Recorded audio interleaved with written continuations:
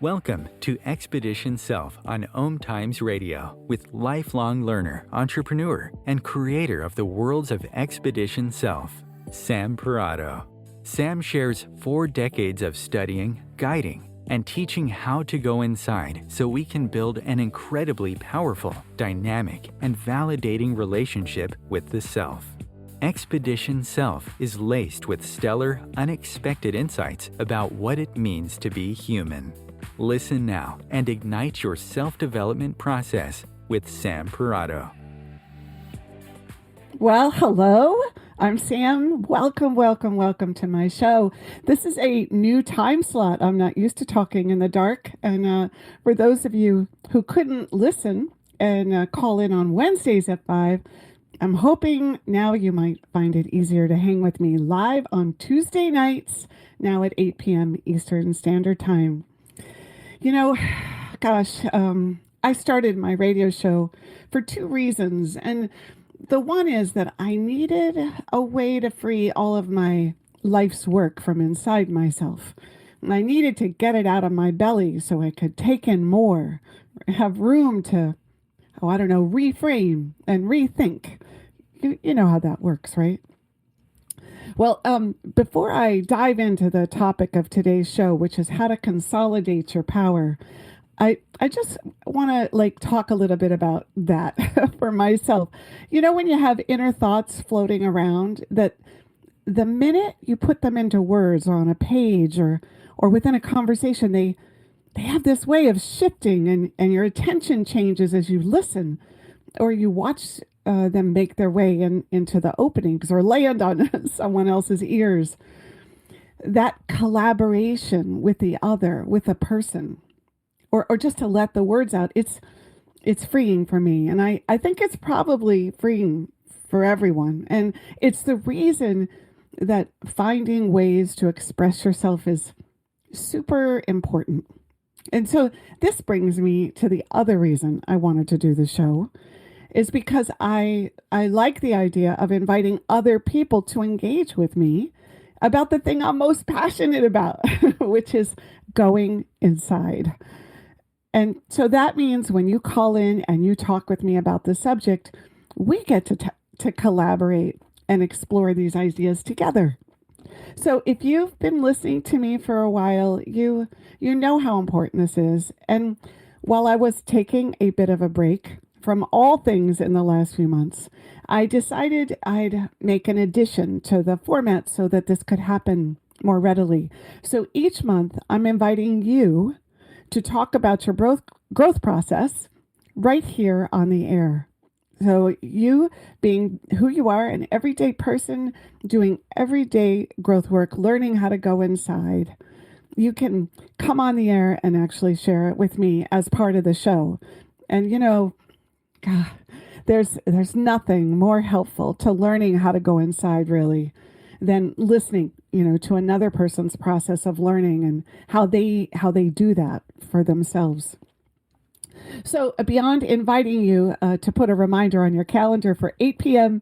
Eastern Standard Time on Tuesday night so you can call in live, I'm also inviting you to send me a note at hello, it's at hello@expeditionself.com. And let me know you'd be interested in being one of those extraordinary humans willing to share and engage about your growth process. I hope you'll take me up on it. We'll talk before you go on air, so it's not like you're going to call me and then it's going to happen, but so that you can be more comfortable. All right, so you can also, if you just want to connect with me, I would love it. You can write me at hello, at expeditionself.com. And today you can call in, if you don't have the number already, at 202-570-7057. And there's a ton more to come this year that I'll be sharing about in the coming months. So I want to take a moment to talk about my break. The first thing to know is that taking breaks is something most people just don't do, right? Once things get rolling and get started, it feels like they have to say yes and another yes. But I I don't think the creative process of life really works like that. Because, hey, we are not robots. And although we're moving into an age where we're going to coexist with robots, I think we humans are still vulnerable, biological, spiritual beings. And that means we need to take a rest or take breaks from the routine. All right. So this is what I did, right? And although I didn't know exactly how it would happen, I knew I needed to focus on going inside and figuring out how I needed to go inside and kind of figure out how I wanted to live. And so a couple of things, they became super clear. And although they didn't begin to move until the end of my break, they did move. And one was I realized that I'm not living a creative enough life, and it's taking a toll on me. You know, I don't find enough room to draw or drum or dance every day. I don't make room for it. And I'm not even available to do it because I often fill my schedule so much, like I overfill it. And then, of course, the other thing I saw was the doing of my client work.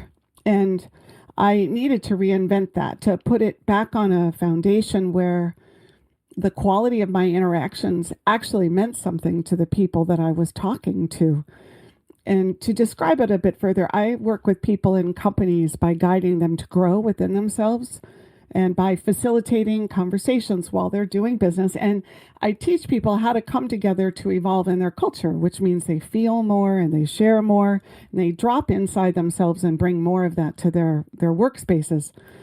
But by last year, after living through the changes that were brought on by the pandemic, it was like my words had lost their meaning to others, like the value had dipped, and they were kind of heard as droning, and of course the support for changing the culture was replaced by this desperation to survive. I think this was a product of feeling at some cellular level like we were at profound risk, right, of ceasing to exist during COVID or something. And so I guess, in my pause, I worked to correct this. Of course, it meant by my moving towards realigning my work, that it might mean my work would not be in alignment with my clients' goals. But this is the risk I talk about all of the time, because the way the last years affected me, the way it took its toll was to cause me to feel like I needed to be more fulfilled, to feel like my hours spent in life are meaningful to me. And this was scary. Survival is real for all of us. How will we support ourselves and those we're responsible for? What will the future be if we don't have what we need? Anyway, I did work to reset things, and it appears like I'm in a better place now to be of service, both to them and to my needs. So the last thing I want to share with you about my pause was that I looked around at what I drag around with me, like things I never complete, or old clothes I've had for 25 years and just can't bear to get rid of. I explored a ton around my sense of holding on for security, holding on so I don't get out on the edge and not have what I need. You can see the theme here. I'm sharing all of this because, well, not only do I want you to have a sense of me and how I do my work, but I'm also thinking that each of you went through your own kind of reinvigoration or rethinking or regeneration. So anyway, for me, there were lots of clean out projects and throwing things away and reconsidering how I wanted my living space to feel, how much time would I have to balance life and not just be a workhorse. So this going inside I talk about all the time, there are times when it's really about a huge left turn in life, and this needs room to explore. So that's what I did. I share all of this with you because I know Everyone has to go through their life and rethink how you live. But lots of people, they don't really do it. Instead, they live inside of a complaint, a constant complaint, or sense of defeatedness, or they're so busy, they just won't say no. And if you were going through something like this during that same time I was, I would love to hear how it went for you too. All right. So, let's dive into our subject today, consolidating power. Consolidating power. It's funny because as I think about it, and I'm sharing with you right now, in some ways, I think that's what I was doing over the last 4 months, was consolidating my power, right? So the first thing we need to talk about is how I define power. And this is probably a good time to take a breath, a big breath, right? Because we're going to dive in to a multi-layered subject that has so many meanings and complexities. It's kind of hard to talk about. And I'm going to give you some ways to think about it today. And hopefully you'll be able to connect to your own experiences, your own life, and your own thoughts as I talk. A lot of times when I share things, people say to me, "Oh, I stopped listening to you right after you said X or Y or Z." And, I want to say that's completely normal because I build on one idea on top of the other. And so if the first idea is the one that actually sticks with you, then that's the reason you were listening. That's the reason you were here today. And that's the reason that it makes sense for you to truly honor where you get stopped. So when I talk about power, I'm not talking about having authority over something, right? In a dominating way. We're not talking about controlling people or situations, right? Like where you're standing over on the side and you're lifted up and then you're gazing out across things and deciding where it's going to go and how it's going to go. The power I'm talking about is the commitment to the self, to embrace all thoughts and feelings and experiences, to stand with who you are, right? In your feet, at your back, across your shoulders, on the top of your head. This kind of power is self-contained. It's not a power that you think about being blown out into the world as a way to get needs met or save ourselves. It's not thoughts and feelings used as defenses or distractions or reactions to being provoked. Ultimately, our power can be utilized in the world to cause some sort of movement.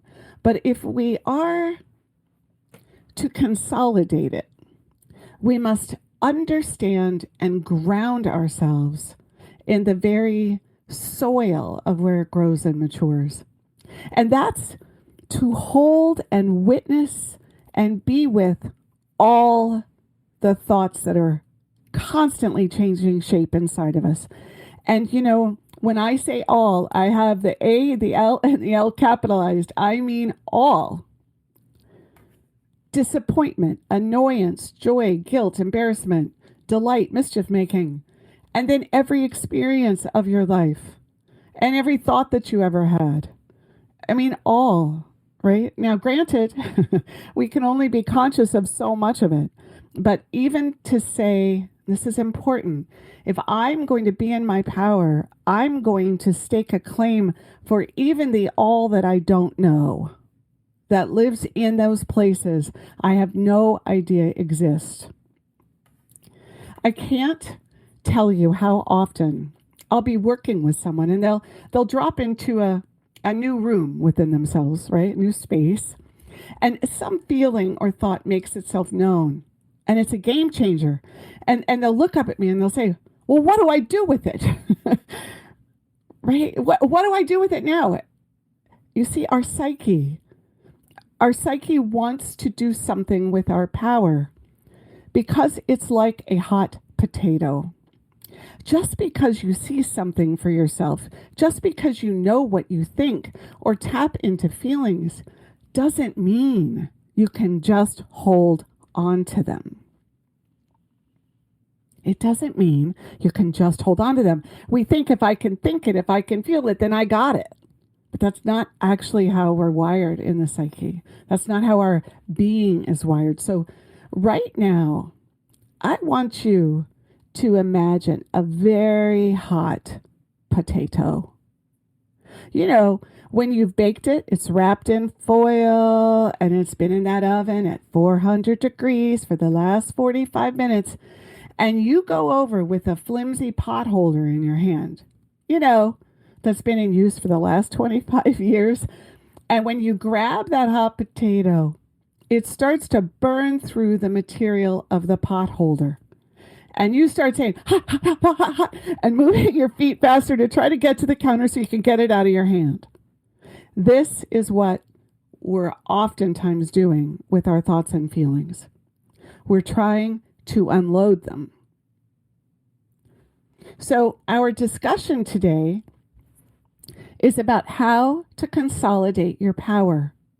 And it starts with recognizing just how often you're trying to either avoid being in touch with it because it brings up discomfort within yourself, or how often you're trying to offload it so you don't have to feel it. All right, when we come back, don't forget that sense of the hot potato, because that's where we're going to pick back up.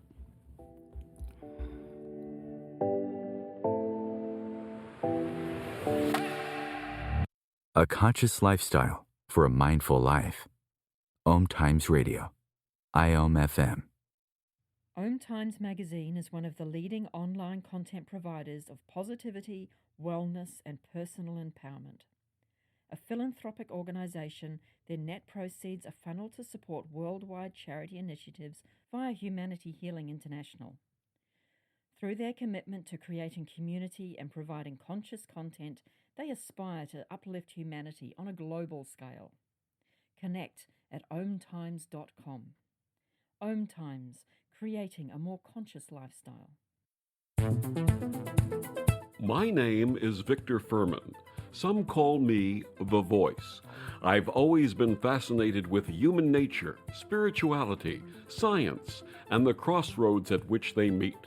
Join me Wednesdays at 8 p.m. Eastern on OMTimes Radio, and we'll explore these topics and so much more on Destination Unlimited. You came across someone struggling with hunger. How would you recognize them?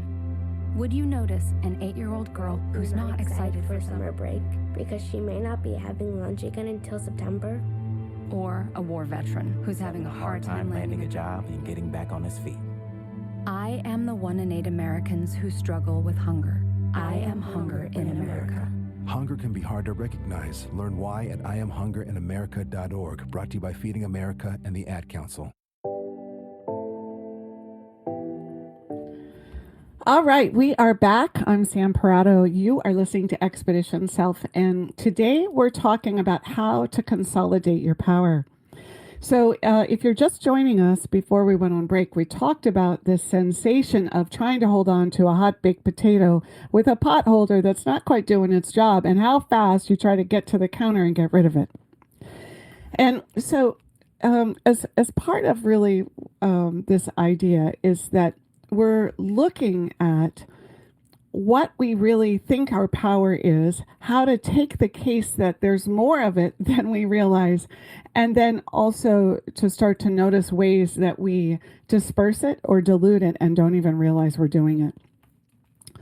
So I want to start today with a poem, which I usually do at the end. And this poem, I'm sure many of you, I'm not surprised that you've heard of it, because it's not even a poem, it's a speech. It's very, very famous, but it's super relevant to the beginning of our conversation about consolidating power. And it's Nelson Mandela's 1994 inaugural speech. And so I'm going to read it to you right now. Our deepest fear is not that we are inadequate. Our deepest fear is that we are powerful beyond measure. It is our light, not our darkness, that most frightens us. We ask ourselves, who am I to be brilliant, gorgeous, talented, and fabulous?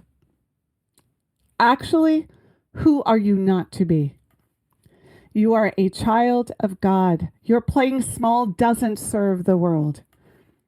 There's nothing enlightened about shrinking so that other people won't feel insecure around you.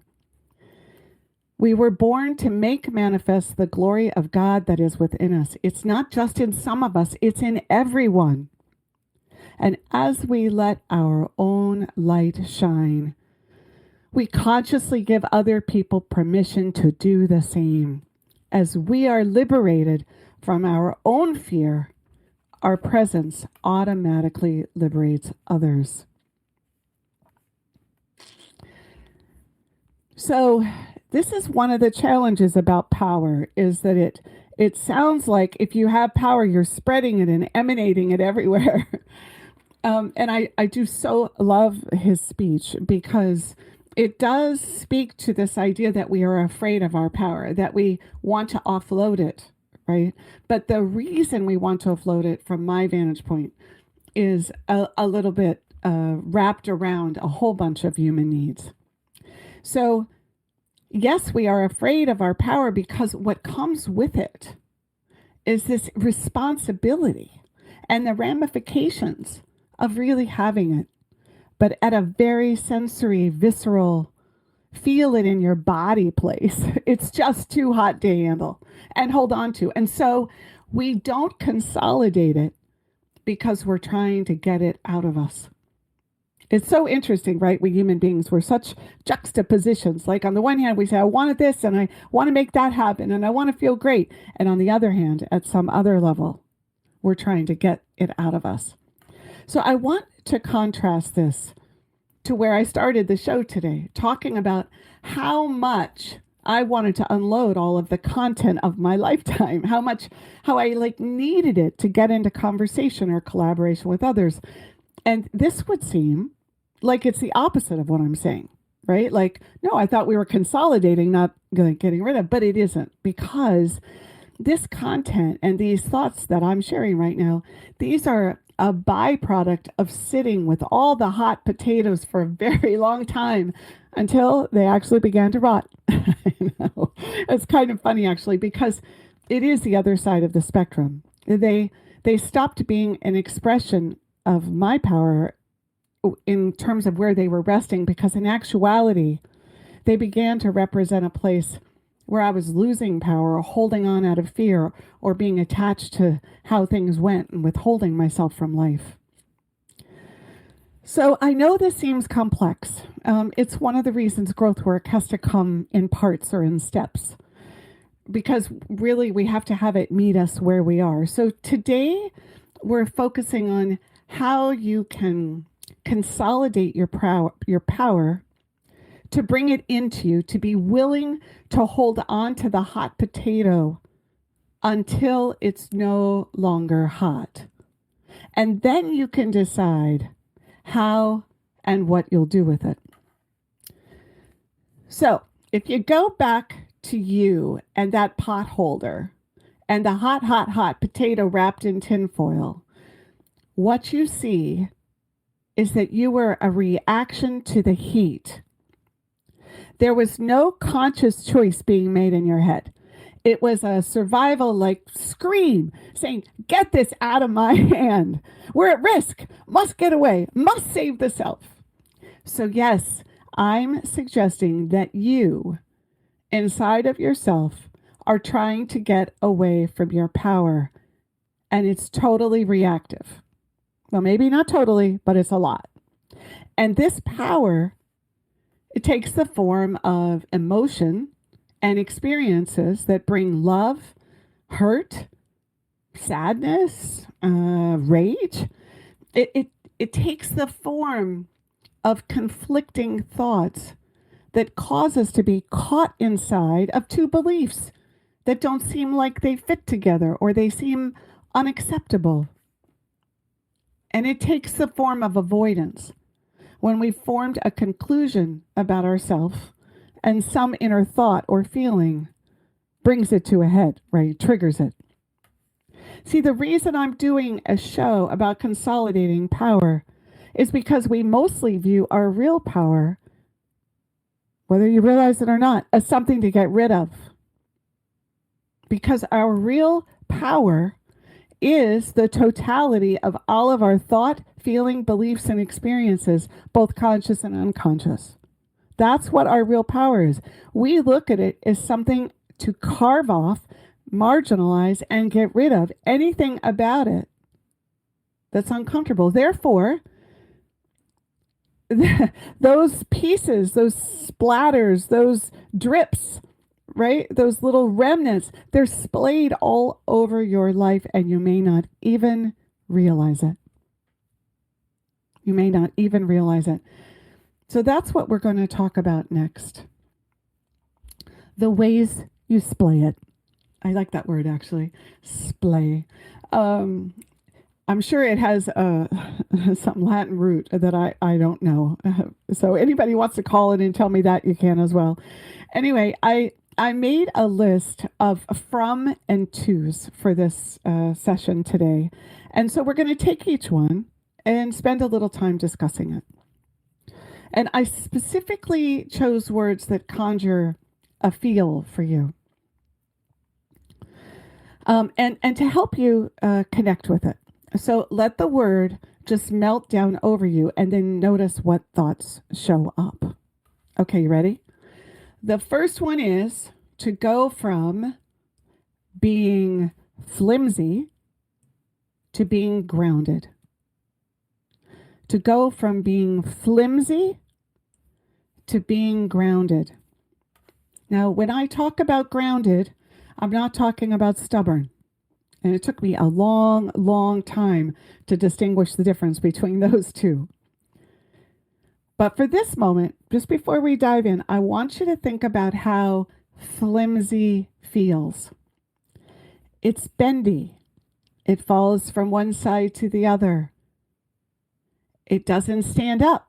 There's no structure inside of it to keep it up. It flops and rolls, flails. It rolls around and can be smashed or lofted into the air where it has to come back down. Being flimsy is like having no place where there's a sense of being attached to the core of you. It means you can blow in the wind to the left or to the right or all the way across the parking lot. It can look like going with whatever happens around you, whatever the world dictates, whatever someone says, without thinking for yourself about it or checking in with how it feels. It can look like pleasing others, just flipping over to one side when it looks like it'll make someone happy, and then flopping back to the other when you're with a different person. It's flipping over an idea because it seems okay for the moment, but not really getting connected to what has you buy into it or feel good about it. It can take the form of having no real understanding of why you are who you are or think the way you do. It can look like a facade that's always at play, trying to relate to everyone and make sure they like you or that they're happy with you or that they're responding to and connect without having a deeper truth attached to it. Flimsiness can't hold the hot potato. It doesn't even have to feel bad about it. And see, the thing about what I'm talking about is I'm not describing an overall personality necessarily. I'm talking about the places where we're flimsy. The places where we don't even think about what we said yes to. The places where we share a moment and then the next thing we think about it, it's gone. I have definitely been flimsy in so many times, in so many places where I said yes, but didn't actually follow through. Flimsiness oftentimes shows up when someone's scared of losing something, scared of being found out, right? Imagine having a relationship with someone and knowing they don't feel good about the way their friend interacts, but then seeing them with that friend and they act like it's fine. Flimsy. Now, I have to say, I think we live in a world where this goes on all the time. Someone in our life or some situation that we're in, the truth is there. And then that same situation occurs with other individuals or another scenario, and all of a sudden it doesn't look the same. Flimsy. Flimsy. Grounded gives you a way to say, this is where I stand. This is where my feet are planted right now. This is who I am at the moment. This is what's going on for me. This is what's coming up. And I want to know these things. I don't have to do anything about them, but I also don't have to leave them. So this idea of grounded, in contrast to flimsy, is starting to say, whatever it is that I express, whatever my actions are, I want to know that all of myself is there. And if it isn't, then I can speak that. I don't have to just hop over the top of it. I happen to be, somebody sent me, how everything's on the internet. They sent me a picture of this amazing pole vaulter that took his pole and then went 8 feet on top of the pole. And, every single moment was like flipping and contorting his body to the point that I don't think there were more than 2 inches when he cleared the pole. The thing about flimsy is that it can look like contorting ourselves over the top of that pole, and we don't even see the vaulting that we did to get up and over it. So grounded means that you want to know what's behind your yes. You want to know what's behind your pleasing. You have an intensity about making sure that every part of yourself, the part that wants to be active and the part that doesn't, the part that is afraid and the part that's courageous, you want to make sure that all those inner polarities are present. All right. How's it going? I'm thinking you're in touch with flimsy. All right. So if you think about where are you flimsy, that's a place where you lessen your power. Right? So there's no question. The equation here is that wherever you don't stay in touch with your whole self, one of the ways it can show up is that it makes you flimsy. And when I say wherever you don't stay in touch with your whole self, we know that's kind of impossible. But it's the intention to do so. It's the intention to keep turning over the rocks, to keep lifting the lid on the box, to keep listening to things even though you don't like them. So the next from and to is from unhealthy to self-supporting. From unhealthy to self-supporting. When we don't hold on to and seek out our inner thoughts and feelings and sense of being, the reason it's unhealthy is because by the very essence of not seeking them out, we're not taking care of the self. And taking care of the self means paying attention. Unhealthy emotionally means we're going to find ourselves in relationships and circumstances where we are in some way at risk without the consciousness to go with the risk. We want to take risk in our life. That's the only way to actually experience keeping our mind young and plastic, right? And it's also the place where we keep the being self on their growing edge. But when we are ending up at risk without being conscious of it, well, that means that at some place we weren't connected with our whole self as much. Now, of course, you can never know everything that goes with a risk, right? That's part of the point of the risk. It means we're making choices to get rid of the hot potato without really caring for what the self needs. This word healthy is kind of challenging because it would be like, well, in what context are we unhealthy? Well, what I'm implying is that the more information you have about yourself gives you more material, more ground, right? More roots to make choices in your life that take into account the things that are good for you, that lift you up, that make you feel like you're capable to create, you're capable to causing life, to being responsible for the things that make your life work. I'm also saying it's unhealthy for us to block what's happening inside of us. I mean, let's remember that listening to the whole self and learning how to honor all aspects of who we are is healthy for us because we use that energy to create, to build, and yes, to support who we are and what we need. I have to believe that when we deny our own needs by not realizing we even have them or just depriving ourselves because, gosh, of a myriad, right, of good reasons we give ourselves. Too busy, other people are more important, I can't afford it, there's not enough time. It can't possibly be healthy for us. So health in this case is defined by the very idea that we're self-supporting, self-advocating, and able to listen to what's happening inside of us and begin to put words and expression on it and get up underneath it and hold it and cradle it and support it, right? And that is what takes care of us. That's where we are caring for ourselves. Okay, I'm not quite done with this subject. When we come back from break, I'll finish the last piece around this idea of health and self-supporting.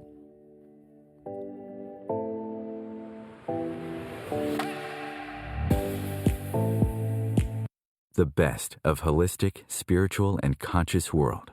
OMTimes Radio. IOM FM. Ascending Hearts is no ordinary dating site, but a spiritual dating site with a purpose, to link you with your soulmate. We engineer the serendipity so you can trust that you will attune with someone that has the same matching vibration as you. Ascending Hearts, the conscious dating site for the spiritually aware. Try Ascending Hearts for free. ascendinghearts.com. Imagine yourself being transported to India, to the banks of the Ganga and an ashram in Rishikesh. Visualize that you are welcome to satsang with an American sannyasi who shares the wisdom of her guru. Your visualization has manifested. Join Sattvi Bhagawati Saraswati for inspiration and transformation every Thursday at 11 a.m. Eastern on OMTimes Radio. If I could be you, and you could be me, for just 1 hour. If you could find a way to get inside each other's mind. Walk a mile in my shoes. Walk a mile in my shoes. Walk a mile in my shoes. We've all felt left out. And for some, that feeling lasts more than a moment. We can change that. Learn how at belongingbeginswithus.org. Brought to you by the Ad Council. Walk a mile in my shoes.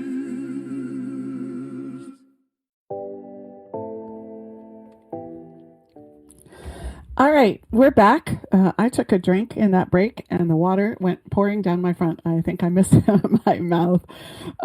Anyway, I'm back. I'm Sam Parrotto. We're listening to Expedition Self, and we are talking about consolidating our power. Now, at this moment, I'm hoping you're starting to put a little bit of a link around this idea that the consolidating of our power has to do with really staying in touch and seeking all of the inner parts of the self. But what we're actually talking about is what it looks like when we can't do it, so that we can use that as a sign to pull ourselves back. And I feel like growth work, a lot of it is noticing the gap in between. It's noticing, okay, I see what I'm doing out there. That must mean I'm not in my power, right? So we're talking about this idea of flimsy and self-supporting. So I think the link here that's important is that most of the time when we think of ignoring our needs or not paying attention to the many voices and aspects of the self, we don't also recognize that this is dissipating our power. It's allowing it to flow like rain out of the gutter off the roof line, right? Like drop, drop. So with each moment we ignore or we shush. With each moment we play down the physical, emotional, intellectual needs of being who we are. We're not being self-supporting and we're losing power. We want to turn yourself up and then listen to what's going on inside with the desire to validate what you hear. Now, I want to say something about this supporting of needs. I'm not saying you act like someone who's entitled and demanding and self-absorbed. I think a lot of times we go there, right? What we really want to do is listen and validate our experience. When you consolidate your power, when you're focused on this sense of bringing yourself into a more concentrated version of you, I love that word, the last thing you're going to do is look around the world and lay your expectations all over it or demand that it deliver for you. That is not consolidation. That's a power disbursement. The mouthful. That's a power disbursement. It actually repositions it in the other's hand. So remember, your power is your thoughts, your feelings, your sense of being you, your experiences. And when you're not self-supporting all of it and the mystery of what you don't yet know in that, your power can't be drawn up and through you. Okay, the next one. From excessive to cohesive. I want to tell you right now, I am an excessive type. I do things in excess, and my entire behavioral process of noticing where my power is in excess has been one of the mainstays of my growth work. I think a lot about moments when I have a plethora of words. They don't necessarily add up to anything. They don't even get used in a way that lands for another person. Now I happen to be talking about words here, right? The words spoken, they make their way into the airwaves with less attention to what the other person or group is actually doing with them. It's like everything is on overdrive. And now this is also true about if I'm out having a good time and I don't want to go home, or if I'm indulging in some like creative experience that I love, right? This whole excess thing kind of starts to be at play.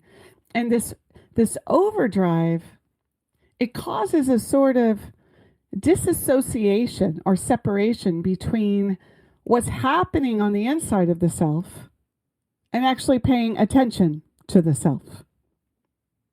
I guess I think excess is really one of the ways we leak our power. It's not intentional. It's not manageable, right? It's difficult to be responsible for how and where it lands. It's just out there. So it's, I'm sure if you're not able to connect with this in yourself, like I can, I'm sure you can connect with it with other people, right? Or other scenarios where it was just more and more and more was happening, right? And it was kind of like, where are they in there? And so what usually accompanies this particular layer, if you were to go inside, is a ton of discomfort or fear, right? Like when I'm nervous, I talk a lot. Another root inside of this can be needing to have attention, to be validated.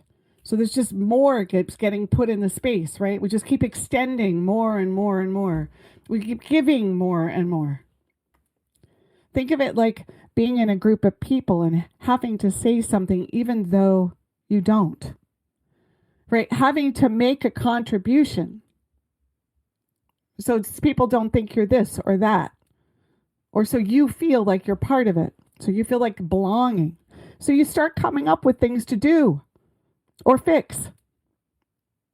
Or that moment when someone diverts the conversation that's going one way And then they tell a story and then another story, even though it wasn't necessary. Or maybe you're someone who is always explaining why you're saying what you're saying. And then you explain why you said what you said. And then you say it all again. Okay, now I do recognize I'm doing this through talking, but really this idea of excess, it really does play itself out, right, in a whole bunch of different ways that are not just words, thoughts, feelings. So I'm talking about it inside of thoughts and feelings, but you can see it in these actions too. When we're too busy, when we have to get 10 things handled and don't notice what's happening with us emotionally. Excess doesn't allow us to retain a partnership with the thoughts and feelings and actions being expended. We just let it go. We just let it ride. So when we can begin to stay attached to our thoughts and our feelings and our actions and seek the understanding and attention that helps us to remain within the whole self, we begin to consolidate around this information because it's not being dumped out at every turn. We could probably also talk about when we're excessively repeating something and over, not getting that new information about the thing we're repeating. Are we even listening to ourselves? Are we even paying attention to the repetitive nature of everything? That's when we get to look at excess. All right, so now let's talk about going from enmeshed to engaged with perspective. Enmeshed. Enmeshed. I feel like I'm on $10,000 pyramid where I'm trying to give a hint for someone to guess this other word. Caught up completely in making the external world a blended, mushed together finger painting of what's inside you. It's the place where there's no separation between thoughts and feelings. There's no real I, where one experience collapses into the other, where beliefs are formed without really understanding where they originated, where we try to connect all of this with anything that looks even remotely related on the outside. Enmeshed. It's those moments when someone begins to talk with us about something and we jump on it and say, I know what that is. I believe it. I get it. I totally get it. But we never actually figured out the difference between their experience and ours. This idea of being enmeshed means that every world event takes on a level of importance because it's totally connected to what's going on inside of you that you aren't really owning and claiming. There is no separation. There's no line. There's no way to tell the difference between that and this, that and me. And this is a byproduct of not being able to own the inner experience. And it's oftentimes really emotionally charged. Hot potato, right? Something in there like you can't be with that hot potato. This is where the healing of life becomes so important. Because when you have trauma, that is absolutely a hot potato, the events of that. And you're going to construct life to avoid it. So your power, when it's enmeshed with other people and ideas and beliefs, it means you haven't really gotten in touch with the source point in you. And it translates into your power not having the central substance and energy that it could have. In fact, when you're enmeshed, you can fuel all kinds of actions and movement without even being aware because you don't keep hold of the ends. It's like they're flying around and no one can catch them. Like the end of a ribbon or the end of a string on a balloon. So in contrast, what we actually want is to be engaged and interested, seeking, listening, sharing, with the whole thing wrapped inside of you, knowing your perspective, what's happening within you while all that goes on, and bringing that perspective as part of the exchange with others in the world. I suppose all of these categories of power dissolution are really ways to think about what happens when you truly don't stay with the learning about the self. And how does that look in everyday life? So often in my life and when I watch others, I see these examples of unconsolidated power, and the person doesn't realize what they're doing. Their actions are familiar. So the thought of not being excessive or being flimsy or really noticing how they're blending their inner world and enmeshing it, they don't want to notice that. It's unappealing. But our power is important because when we are in it, it's concentrated. We're then able to bring everything that we are to the moment. It can make the difference between a parent-child relationship that really works, or a decision to make a job change for the right reasons, or choices about how we spend money that work in our long-term favor. See, the more we can gather our power by really listening, the more of life we'll be able to get access to.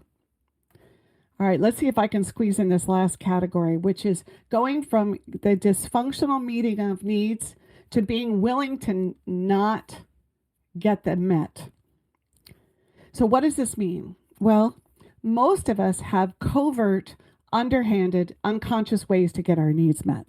You'll recall I've spoken about the 5 core needs of being human before: to be safe, to be loved, to be acceptable, to be valued, and to belong. So those core needs translate into a whole slew of specific things that are needed to deliver what's wanted. Emotional safety is not being yelled at. Belonging is seen by someone being included in a ride to school. So when I talk about getting our needs met in ways that are dysfunctional, what I'm referring to is this idea that I figure out how to get my needs met without having to ask for it or tell you that I'm working it in so you don't realize it. It sounds like, since you didn't want to go tonight, I didn't have to tell you I had double booked and couldn't go. See, the thing about getting our needs met without being out in the open is there's usually a match from the world or the other person attached to it. So if I get my need to feel accepted met by being funny, then you will look to get your need to be accepted by laughing even when you don't think I'm funny.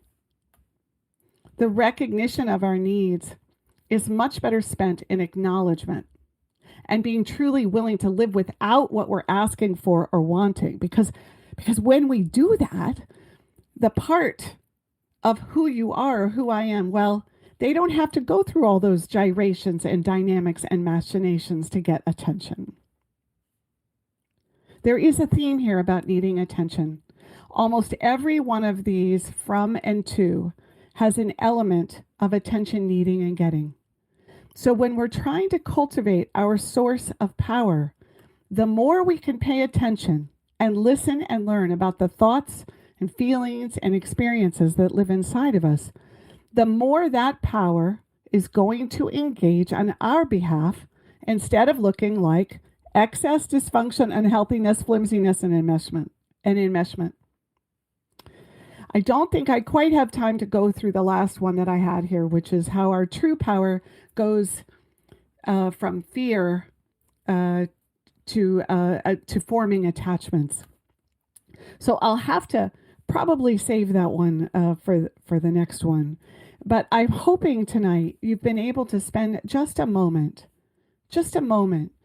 to think about how you let your power spread and disperse and move away from you rather than pulling it into yourself, and how that is connected to your own avoidance and not wanting to hold on to the hot potato of all the parts of who you are. You can go from spreading yourself unconsciously outward to consolidating within and emanating more of the power of you.